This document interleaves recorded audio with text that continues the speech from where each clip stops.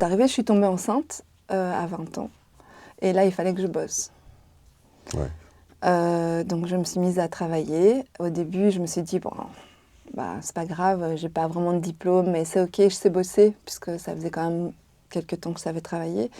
Et puis, j'avais quand même une tête assez bien faite. Donc, je savais bosser dans les bureaux, je savais bosser en secrétariat, j'apprenais vite. Et j'ai commencé à bosser à ce moment-là, parce qu'il fallait bien nourrir ma fille, Nourrir la fille, à ouais. l'époque. Bien Ouais. sûr. Et puis petit à petit, en fait, j'ai appris. J'avais pas peur, en fait, c'est ça, c'est que j'avançais et même si j'avais pas vraiment fait d'études, même si voilà, je me disais bon, bah, tant que je peux avancer, évoluer, ça va. Bienvenue à vous les amis. Totalement dedans, encore une fois de plus, votre émission. Aujourd'hui, on a une invitée exceptionnelle. Sans plus attendre, let's go. Bonjour, je m'appelle Julie Kaufmann. Je suis coach mental spécialisée pour les jeunes sportifs en l'occurrence, mais pas que, je suis aussi business manager et finance analyst. Déjà, Julie, merci d'être là. Merci d'avoir accepté l'invitation aujourd'hui dans Totalement dedans. Avec plaisir. Je pense que déjà, tu as pas mal de bonnes choses à nous partager et peut-être aussi à apprendre à certains qui nous suivent. J'espère. Tu sais, la première question qui me vient, c'est il y a un sondage qui dit que 70% de la réussite est d'abord mentale. Et les 30 qui restent, c'est physique et tout le reste. Toi, quand tu entends cette analyse, à quoi elle te fait penser? Je pense que c'est juste parce que le mental va diriger le corps, qu'effectivement on a besoin d'avoir un minimum, en tout cas de physique pour pouvoir évoluer, pour pouvoir avancer. Mais effectivement, le mental fait énormément, le mental fait avancer. Et si on n'a pas le mental, à un moment donné, on s'écroule. Donc oui. Et par rapport au métier que tu fais, tu peux nous en parler un peu plus quand tu dis que tu es coach mental. Explique-nous un peu c'est quoi, en quoi ça consiste d'être une coach mentale. En fait, une coach mentale ou un coach mental intervient en général pour pouvoir aider, ici en l'occurrence dans le sport, pour pouvoir aider le sportif à dépasser certains freins, à pouvoir continuer dans une régularité, à pouvoir se surpasser, à aller dans une performance qui va lui permettre d'évoluer et de débloquer certains leviers, on va dire. Il y a plein de choses en fait. Les outils peuvent aller sur justement apprendre à la régularité, apprendre à la gestion du stress, ce qui est très important, même si en compétition le stress est important aussi, mais savoir à quel moment le stress doit rester à un certain niveau pour pouvoir être justement compétiteur. Enfin, il y a plein de choses, mais c'est surtout pour la gestion en fait du mental. Et il y a plein de petits points, petits outils, dépendant un petit peu de la problématique ou en tout cas de l'effort que le sportif doit faire. Et par rapport à ça, on va dire, tu travailles spécialement dans un sport bien précis, ou c'est quelque chose que tu pourrais faire pour un footballeur, tout comme pour un basketteur ou un combattant MMA, n'importe? Non, je ne travaille pas avec un sport précis. Bon, après, j'ai un pied dans le basket parce que mon fils joue au basket. Mais après, je travaille avec des footballeurs, je travaille avec des enfants, enfin des jeunes. Je travaille beaucoup avec les jeunes. J'aime beaucoup travailler avec les jeunes. Avec des jeunes qui font de l'équitation, du saut sportif. J'ai travaillé avec un jeune volleyeur.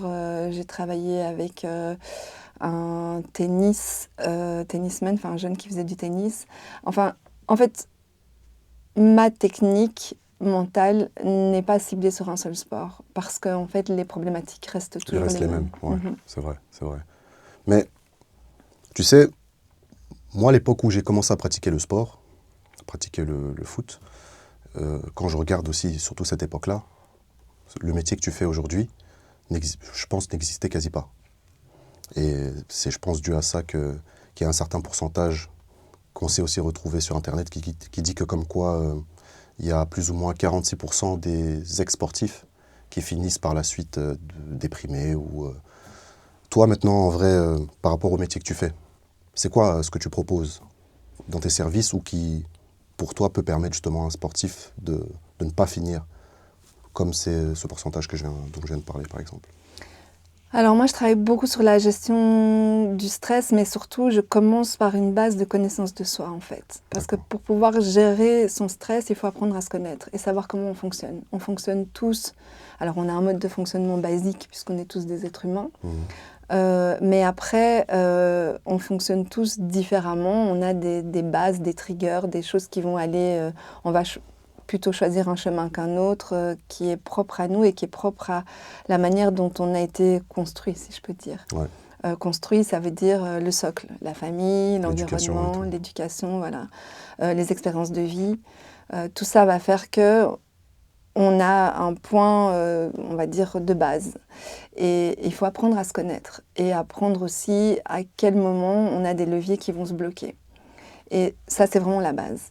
C'est la première chose avec laquelle je travaille pour pouvoir travailler avec un coaché, un client. Mhm. Et après ça, dépendant de ce qu'il pense être sa problématique. Donc j'ai une phase d'observation, je vais voir un peu comment ça se passe, je demande des vidéos, je regarde, je vais voir quand c'est des matchs, voir un peu Ah, tu comment il regardes aussi les agit. matchs et tout Oui, en pleine action? Ok, c'est oui. bien ça. Mhm. Je vais voir un peu comment ils fonctionnent, parce qu'eux m'expliquent la problématique, mais parfois ils ne comprennent Ils pas. savent pas, ouais. Voilà. Mhm. Et qu'avec un œil extérieur, on voit là, enfin moi je sais voir facilement, ok, là c'est ça le problème. Et après, je mets face aussi le joueur face à sa problématique. Regarde, là tu as joué là, machin. Excuse-moi de te couper, mais par rapport à ce que tu viens de dire, Mhm. donc tu dis qu'en gros, tu arrives à détecter euh, certaines carences ou certaines choses que certains joueurs peuvent avoir en plein jeu. Donc comment tu vois ça en fait? C'est sur quoi tu te bases? L'action. En fait, c'est le corps qui va agir. Donc, par exemple, bon, je vais parler du basket puisque c'est celui que je maîtrise le plus. Ouais. Un joueur de basket, par exemple, qui va à un moment donné s'arrêter en pleine action et hésiter, se tourner, faire une passe, alors qu'en fait, il avait un champ Il y avait le ouvert, il champ pouvait y ouvert, ouais. aller, il pouvait shooter. Ou un qui va pas forcément résister quand il y a trop de pression. Et on voit, ça se voit en fait. Il va avoir des gestes, il va avoir une gestuelle, ça se voit sur son corps en fait. C'est son corps qui reflète son stress. Et donc, mais lui, il ne le voit pas et il ne sait pas qu'il a ce problème-là. Donc alors on travaille là-dessus, on voit un petit peu comment, parfois ça peut être face aussi aux arbitres, ou face au coach, ou face aux autres coéquipiers. En fait, tout ça, c'est du visuel. Il faut le voir. Il faut voir au moins une vidéo pour pouvoir comprendre un petit peu comment il fonctionne. Moi, par rapport à ça, j'ai une question.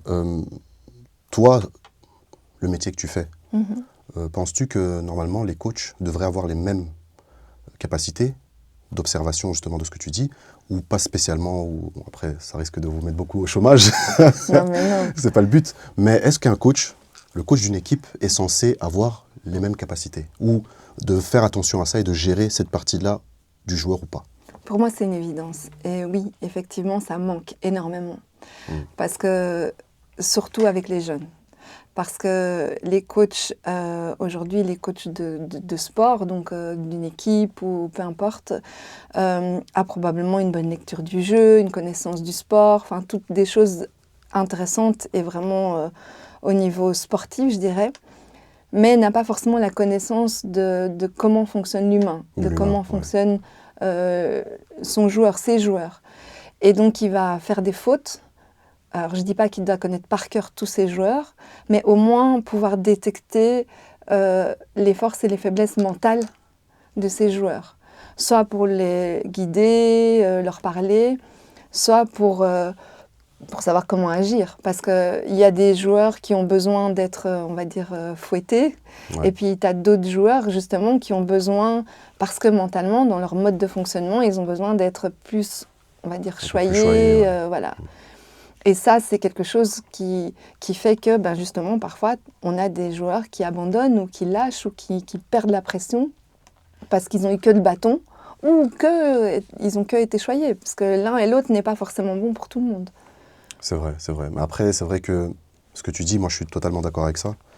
Mais quand on voit un peu comment fonctionne, on va dire, la société sportive, si je peux dire ça comme ça aujourd'hui, ben, je ne sais pas si on laisse vraiment le temps aux coachs, justement, d'arriver à ça, parce que je pense que même les coachs, ils savent qu'ils sont là que pour atteindre des résultats. Et, et on emprunte un peu ce fonctionnement d'une société qui est que bon, tu faiblis, on te remplace. On ne cherche pas, on passe pas son temps à... Mais en tout cas, ouais, c'est très bien. Et donc du coup, tu nous as dit aussi que tu avais un fils alors du coup qui est basketteur. Exact, ouais. Et est-ce que bosser avec son fils est aussi facile que bosser avec un autre client? C'est l'enfer. Ah ouais? Pourquoi par exemple? Ben, parce que c'est pas mon rôle à la base. Moi, je suis une maman. Ouais, Donc moi, je suis sa mère. Et indirectement, bon, c'est mon rôle de maman. Donc je dois être là comme une maman, donc avec mon amour inconditionnel. Et donc je lui donne des conseils, effectivement, parce que c'est plus fort que moi, mais je dois faire attention à ma façon de le dire, je dois faire attention à la façon dont je pars vers les conseils, parce que lui, en tant que fils, ce qu'il attend, et c'est dans son subconscient, hein, c'est pas quelque chose qu'il gère vraiment, il attend que je sois son soutien inconditionnel. Or, en tant que coach, parfois, on doit dire « tu là, vas dire t'as la foiré, vérité, bien sûr. là, t'as foiré, t'aurais pas dû faire ça, Ouais. et regarde pourquoi ». Et voilà, et c'est ça aussi le travail du coach, ou de la coach en l'occurrence. Et avec mon fils, je dois faire attention. Et très honnêtement, mon fils, je lui donne des petits conseils, je passe des trucs, mais il a quelqu'un qui le suit, il a une coach D'accord. particulière. Ouais. Et ton fils, il joue où maintenant? Il est ici, en Belgique? Alors mon fils est en Belgique, normalement non, mon fils était parti aux États-Unis, donc il avait une opportunité pour partir, donc il a 16 ans. Il a fait partie de l'équipe championne de Belgique U16 2025. D'accord. Avec l'Europe. Et il a eu une opportunité pour partir aux États-Unis cet été. Il est parti. Donc il est parti. Malheureusement, ici, il y a un peu moins d'un mois, il a eu une blessure, il a eu un accident en match aux États-Unis. Il s'est rompu les ligaments croisés antérieurs. Donc c'est quand même une grosse blessure de sportif. Et donc il est revenu en Belgique pour se faire soigner. Et voilà, et ça va aller. Là, par contre, effectivement, je vais rentrer vraiment dans mon rôle de coach mental. Et je suis bien soutenue, c'est bien, parce que son kiné lui a dit aussi que je devais beaucoup le conseiller, qu'il devait m'écouter. Bien sûr. Donc voilà, on va faire en sorte que... C'est le métier qui rentre, hein. C'est le premier gros test. Ouais. C'est le premier gros test. Moi, de toute façon, j'ai eu... je pense que les gens pourront le retrouver sur l'Instagram Totalement Dedans, où j'ai reçu mon cousin, qui a eu aussi une très très grosse blessure. On lui avait carrément dit qu'il allait plus jamais rejouer, mais que c'était... et qu'il devait passer à autre chose. Malgré tout, il a réussi à s'en sortir, donc c'est, je pense, une grosse étape dans sa carrière. Donc je lui souhaite vraiment un prompt rétablissement et beaucoup de force, parce que c'est pas facile. Il est fort. Il a une très très très grande force de résilience. Vraiment, même partir comme ça, du jour au lendemain, il s'est adapté, mais comme s'il avait toujours été là-bas. Ouais. C'est assez incroyable. Et j'ai vraiment pas peur. Vraiment pas. Ok. Vraiment pas. Et en plus de faire ce métier, c'est quoi que tu fais en plus? Alors, je suis aujourd'hui donc finance manager, donc c'est-à-dire que on va dire que c'est mon métier de base, puisque j'ai travaillé plus en tant que finance manager que coach mental. J'ai évolué vers le coaching mental après, par la suite.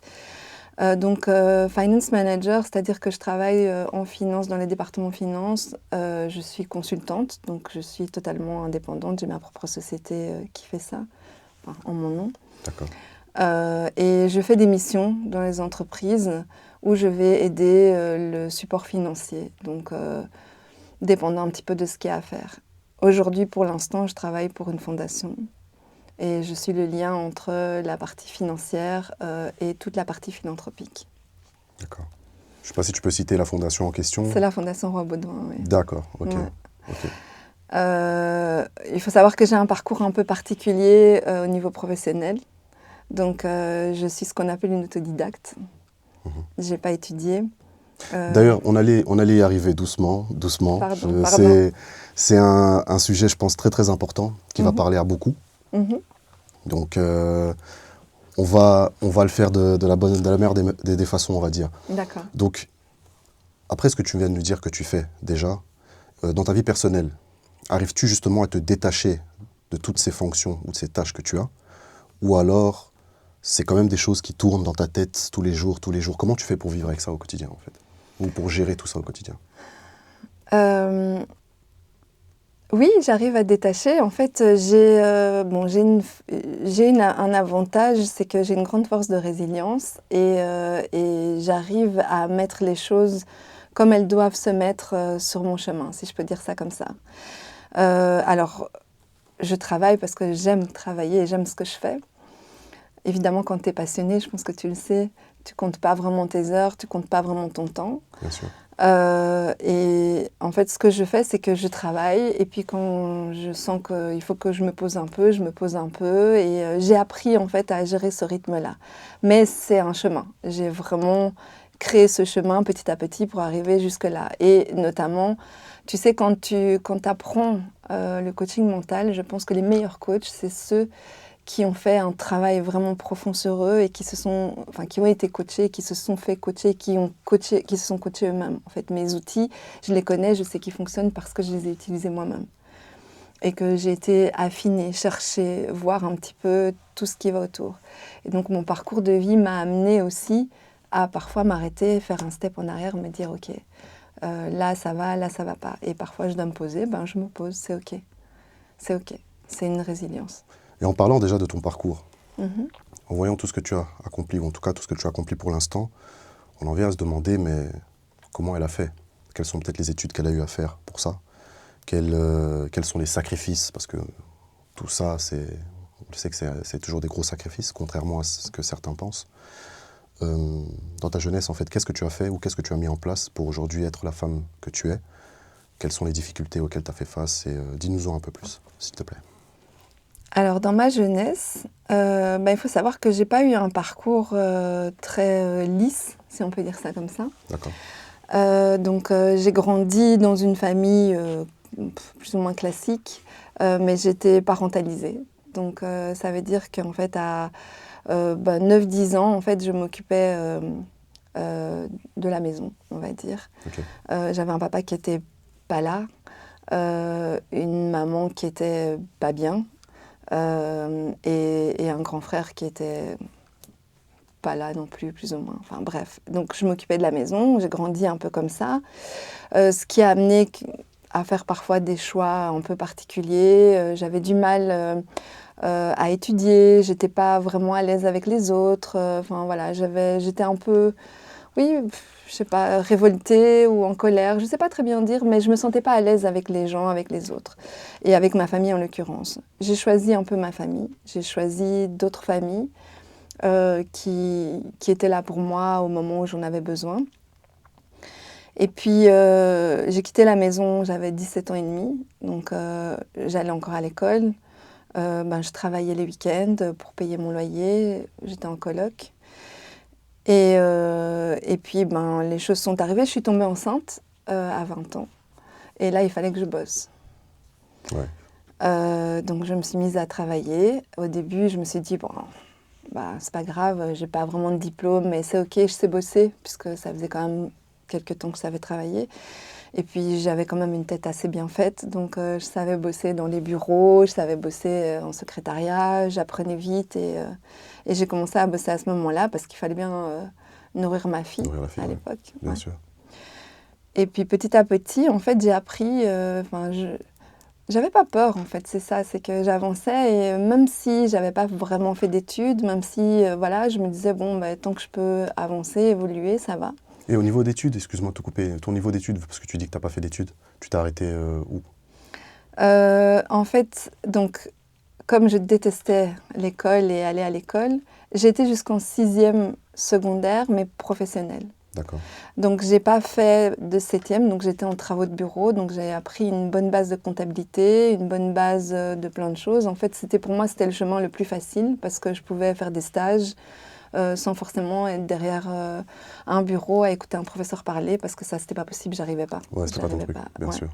Il fallait que j'ai de l'action un minimum, etc. Mais bon, j'étais très bonne dans ce que je faisais, ce qui m'a permis, en fait, mes bases de comptabilité m'ont permis d'avancer, d'évoluer aussi. Donc, j'ai pas mon CESS, j'ai pas mon diplôme de fin de secondaire, donc pas de possibilité d'aller à l'université. Ouais. J'ai juste eu la chance, comme j'avais des cours de comptabilité, d'avoir un certificat de gestion, qui m'a servi après quand j'ai pu créer ma société pour pouvoir avoir l'accès à la profession directement sans devoir passer par un comptable ou des cours ou des choses comme ça. Grosse dédicace à tous ceux qui ont ce certificat, parce que j'en fais partie. J'en fais partie aussi. Pour esquiver l'école, c'est direct vers l'art qu'on s'est tourné, mais vas-y. Donc voilà, je me suis arrêtée là en termes scolaires et j'ai bossé. Puis je me disais, je m'en fous, c'est pas grave, je sais bosser, c'est ça qui va m'apporter. Mais je n'avais pas vraiment d'ambition en fait. Je me disais, tant que je peux travailler en secrétariat quelque part, ça va aller. Mais force est de constater que j'évoluais quand même pas mal et que j'arrivais à faire plein de trucs.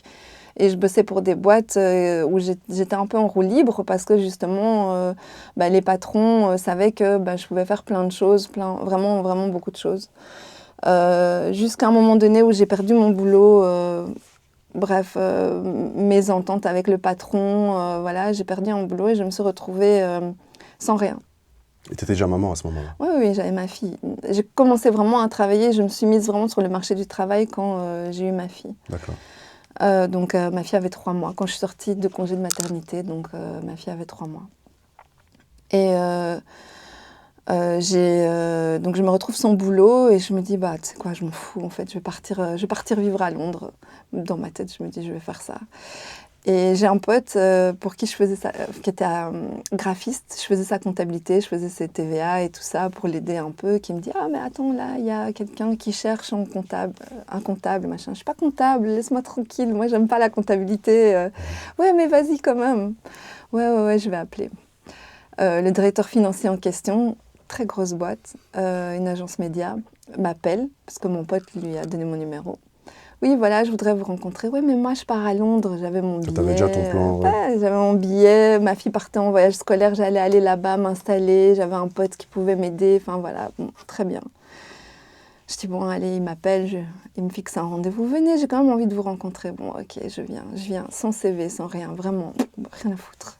J'arrive là-bas, on parle pendant 1 heure, et puis il me dit, pour moi, c'est bon. Et quoi, c'est bon? Je vous engage.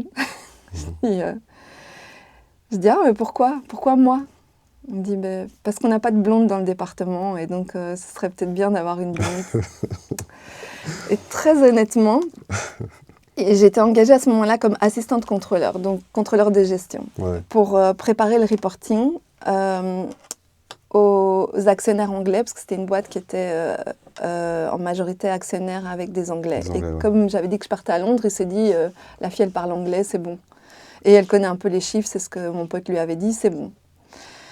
Et je suis arrivée là, je me souviens, le premier jour, mais j'ai rien compris. Il m'avait dit de faire un truc, mais j'ai rien compris. Tu parlais pas anglais? Si, je parlais anglais, mais les chiffres, je comprenais pas ce qu'il fallait faire. Ouais. Je savais pas, je connaissais pas, c'était pas mon monde. Mais je me suis dit, après tout, je suis là, on va apprendre. Et donc, et je lui avais dit, en plus, je pars à Londres. Il me fait, non, mais c'est pas grave, vas-y.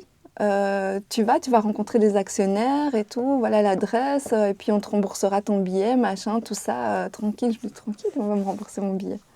J'ai commencé, donc je suis partie à Londres, j'ai rencontré les actionnaires, et puis j'ai commencé là-bas, et en fait, j'ai fait 13 ans là-bas. Et je suis montée. Mais excuse-moi de te couper, ce parcours est très intéressant, mais il y a un truc sur lequel je pense qu'il est important d'insister. Ouais. Parce que tu en es toi-même la preuve vivante. Je pense avoir posé la question en plus à quelqu'un récemment. L'école. Moi, je pars du principe que l'école nous permet de survivre, si on peut dire, ou de s'en sortir dans la société. D'accord? Parce que je fais vraiment une distinction très grosse entre la société et la vie. Mais l'école, malheureusement, moi je trouve qu'elle ne nous permet pas de nous en sortir dans la vie. Toi, avec l'expérience que tu as aujourd'hui, qu'est-ce que tu en penses?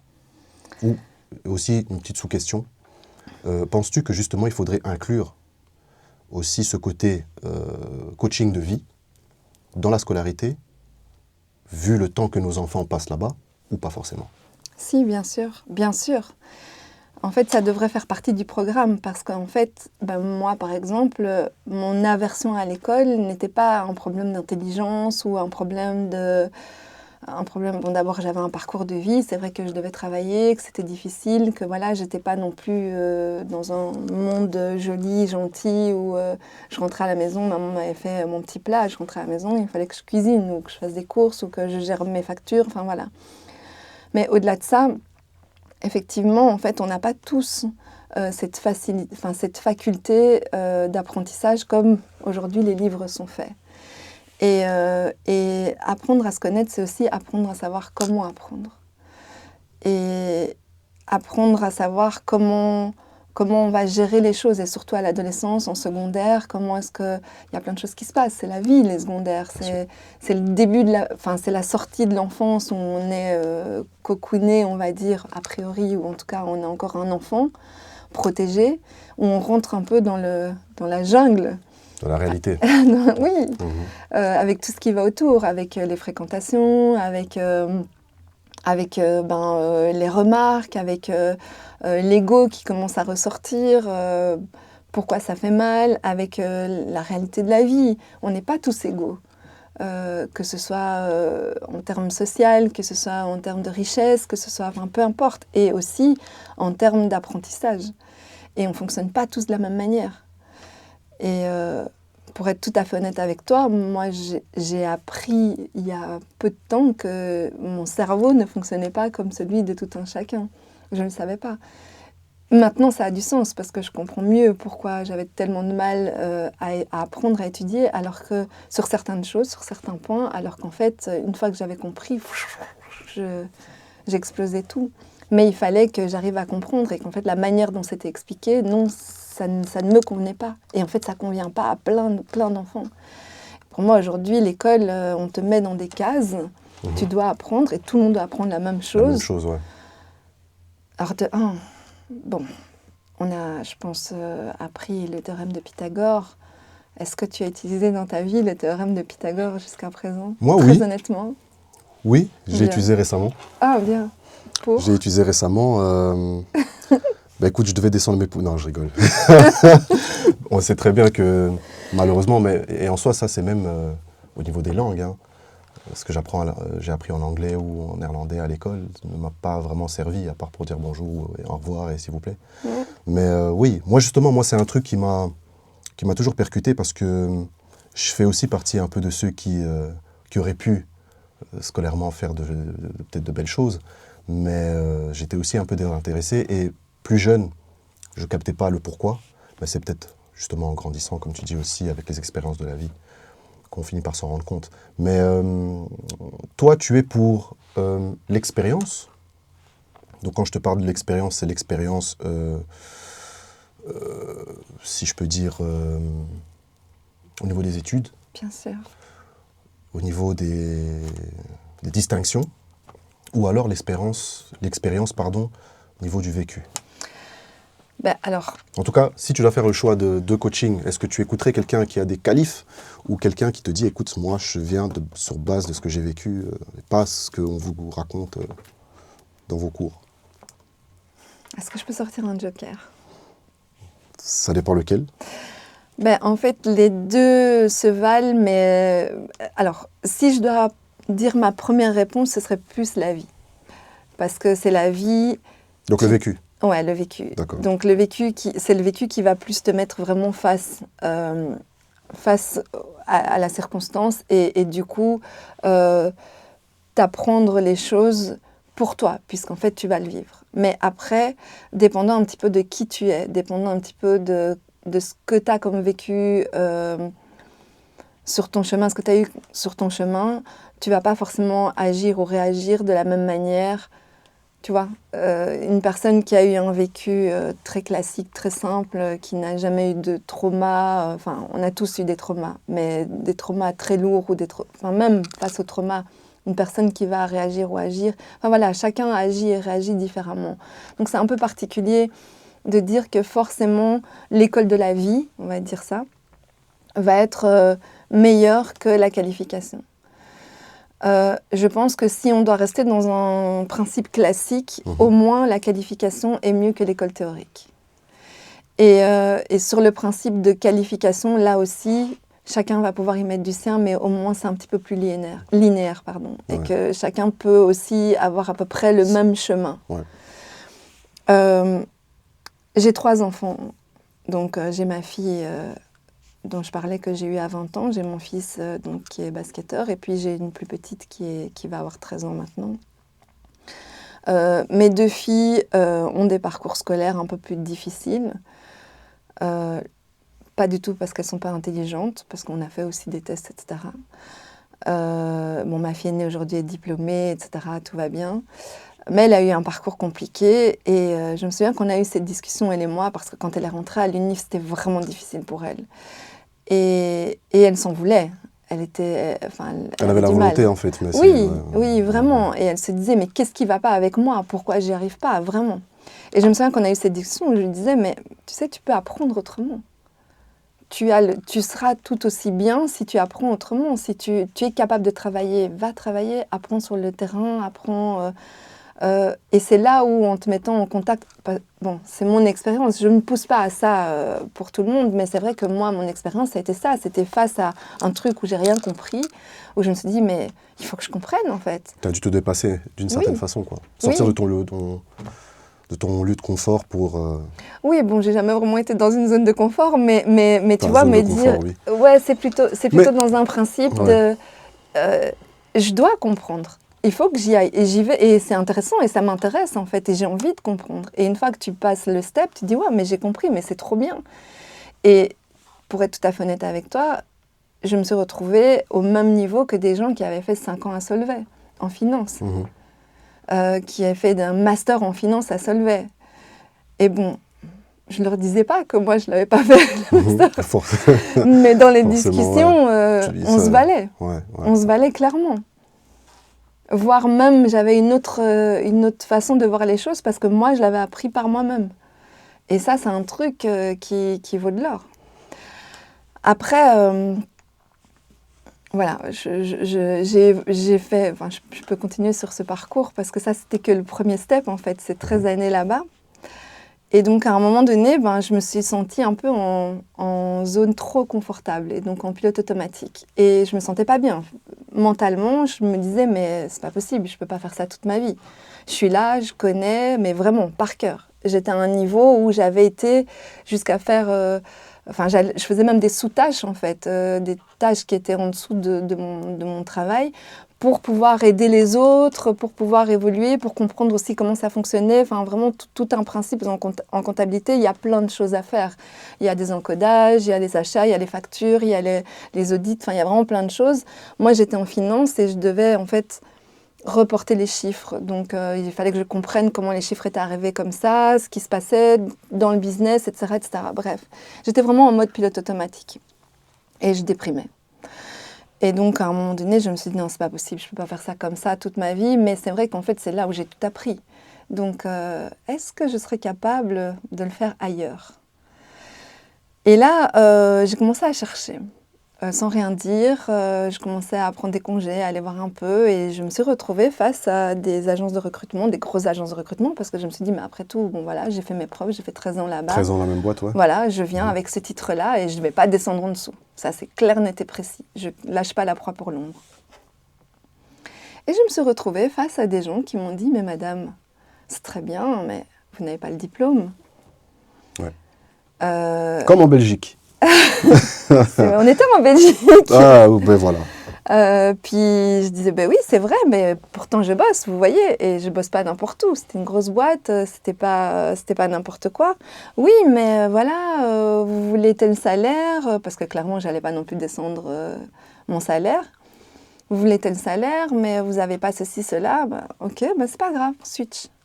Et j'ai continué, et j'ai persévéré.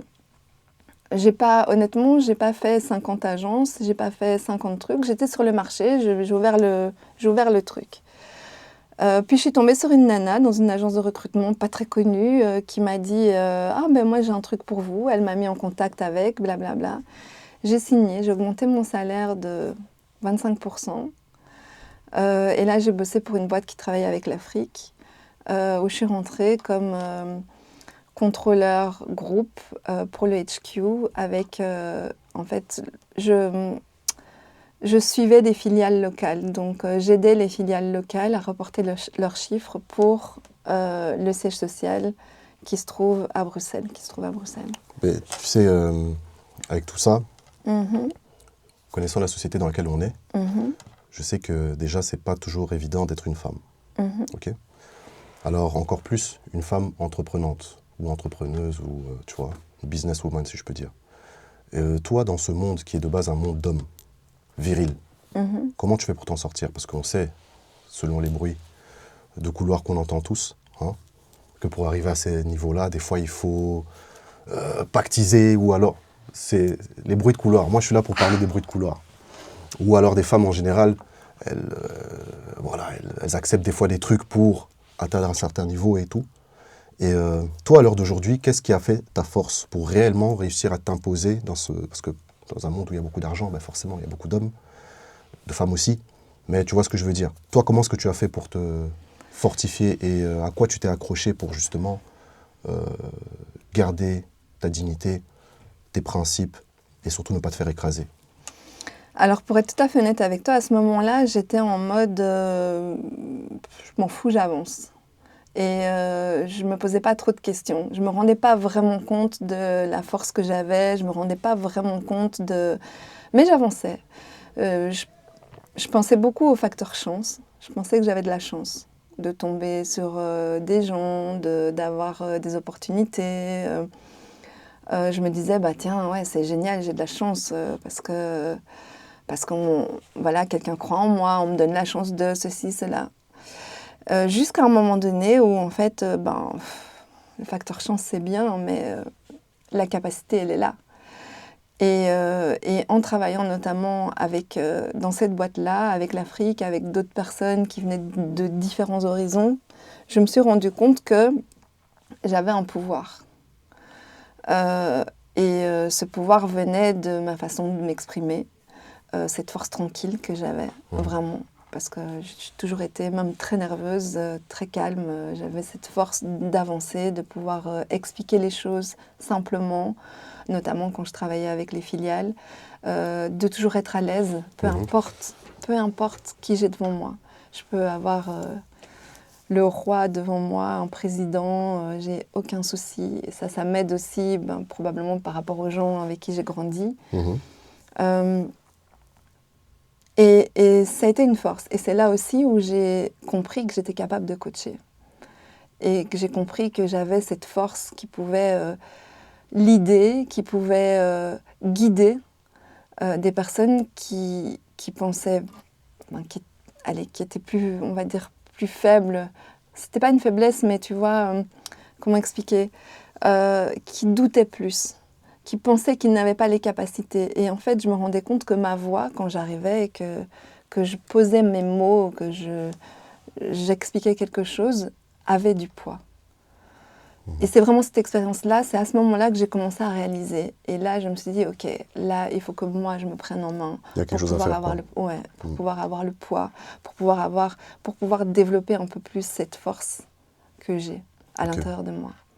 Que j'avais déjà, hein, mais je m'en rendais pas compte. De toute façon, comme on dit, la vraie naissance, c'est quand on sait et qu'on se rend compte de qui on est et de ce qu'on a, surtout, je pense. Qu'on prend conscience, ouais. Et c'est peut-être ce qui t'est arrivé à ce moment-là. Probablement, oui. En tout cas, c'était déjà une très très bonne chose.